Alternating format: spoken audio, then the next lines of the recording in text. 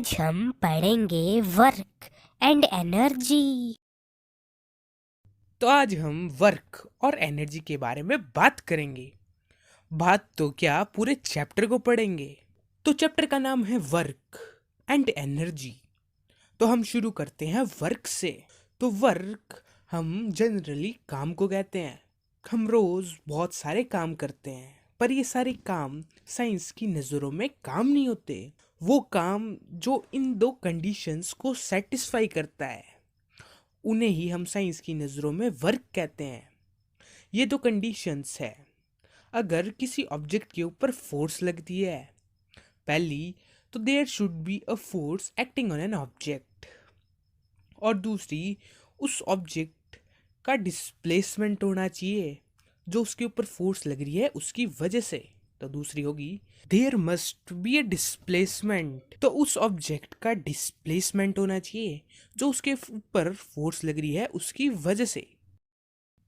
तो एक ऑब्जेक्ट यानी कि ये वाला ऑब्जेक्ट, इसके ऊपर एक एफ फोर्स लग रही है और उस एफ फोर्स की वजह से एस डिस्प्लेसमेंट हो रहा है।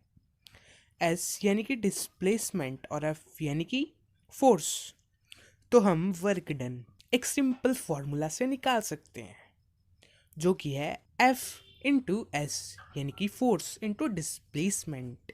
फोर्स की यूनिट होती है न्यूटन और डिस्प्लेसमेंट की यूनिट होती है मीटर। तो वर्क डन की यूनिट होगी न्यूटन मीटर, और हम इसे सिंपली जूल भी कहते हैं। तो एक जूल एक न्यूटन मीटर के बराबर होती है। तो वर्क डन की यूनिट जूल होती है, जिसे हम जे से रिप्रेजेंट करते हैं। तो एक जूल वो वर्क डन है जो कि एक न्यूटन फोर्स प्रोड्यूस करता है, जिसकी वजह से एक मीटर डिस्प्लेसमेंट होता है। तो फिर से समझो, एक जूल वो वर्क डन है जो कि एक न्यूटन फोर्स करती है, जिसकी वजह से एक मीटर ऑब्जेक्ट डिस्प्लेस होता है। तो यही था जूल। तो अब फिर से हमारे वर्क पे आते हैं। तो वर्क डन तीन तरह का होता है: positive work done, negative work done और ज़ीरो वर्क डन। तो पॉजिटिव वर्क डन वो वर्क डन है जिसके अंदर जो फोर्स है उसकी डायरेक्शन और जो डिस्प्लेसमेंट हो रहा है उसकी डायरेक्शन सेम होती है।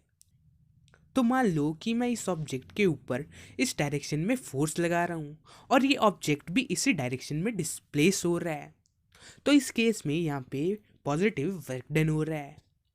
तो अब बात करते हैं नेगेटिव वर्क डन की। तो नेगेटिव वर्क डन वो वर्क डन है जिसके अंदर फोर्स की डायरेक्शन और डिस्प्लेसमेंट की डायरेक्शन अपोजिट होती है। तो मान लो कि मैं इस ऑब्जेक्ट को ऊपर फेंक रहा हूँ, तो मैं तो इसके ऊपर फोर्स ऊपर की डायरेक्शन में लगा रहा हूँ और ये ऊपर भी जा रहा है, यानी कि ऊपर भी डिस्प्लेस हो रहा है। तो मैं तो पॉजिटिव वर्क डन कर रहा हूँ। पर जो ग्रेविटी है, जो अर्थ की ग्रेविटी है, वो इसके ऊपर तो डाउनवर्ड फोर्स लगा रही है और ये ऊपर की तरफ डिस्प्लेस हो रहा है। तो जो ग्रेविटी वर्क डन कर रही है वो नेगेटिव वर्क डन है। एक बार फिर से समझो। तो मैं तो इसके ऊपर ऊपर की तरफ फोर्स लगा रहा हूँ और ये ऊपर भी डिस्प्लेस हो रहा है। तो मैं तो पॉजिटिव वर्क डन कर रहा हूँ, पर जो ग्रेविटी है वो उसके ऊपर डाउनवर्ड फोर्स लगा रही है और ये अपवर्ड डिस्प्लेस हो रहा है। तो ये इन दोनों की डायरेक्शन अपोजिट है ना। तो जो वर्क डन ग्रेविटी कर रही है वो नेगेटिव है और जो मैं कर रहा हूँ वो पॉजिटिव है। तो हमें हमेशा ये पूछना है कि हमें किसका वर्क डन बताना है। जैसे इस केस के अंदर जो मैं वर्क डन कर रहा हूँ वो तो पॉजिटिव है, पर जो ग्रेविटी कर रही है वो नेगेटिव है। तो अब बात करते हैं ज़ीरो वर्क डन की। तो ज़ीरो वर्क डन तभी होता है जब फोर्स की डायरेक्शन और जो डिस्प्लेसमेंट हो रहा है उसकी डायरेक्शन परपेंडिकुलर होते हैं, यानी कि वो दोनों एक दूसरे पर 90 डिग्री बनाते हैं। तो अर्थ सन के बाहर घूमती रहती है और सन अर्थ के ऊपर ग्रेविटेशनल फोर्स लगाता है। उसकी डायरेक्शन चेंज होती रहती है जैसे वैसे वो मूव करती है। और सन इसके ऊपर इस डायरेक्शन में फोर्स लगाता है और अर्थ कुछ इस डायरेक्शन में डिस्प्लेस होती है। तो यहाँ पे 90 डिग्री का एंगल बन रहा है। तो हम यहाँ पर कहेंगे कि 0 वर्क डन हो रहा है।